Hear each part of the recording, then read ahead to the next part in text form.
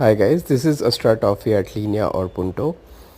There is a common problem where the top strut mount bearing, the plastic part where the spring sits, it keeps failing for a lot of people immediately after installation, so it makes a tung tung tung noise when you turn the steering wheel. Now the reason that we've identified is the way that the spring sits. So spring is a helical coil, so it is going to give maximum force where the tip of the spring is. So the bearing experiences asymmetrical load. If there had been a metal surface that would evenly distribute the load onto the bearing, this would not have happened.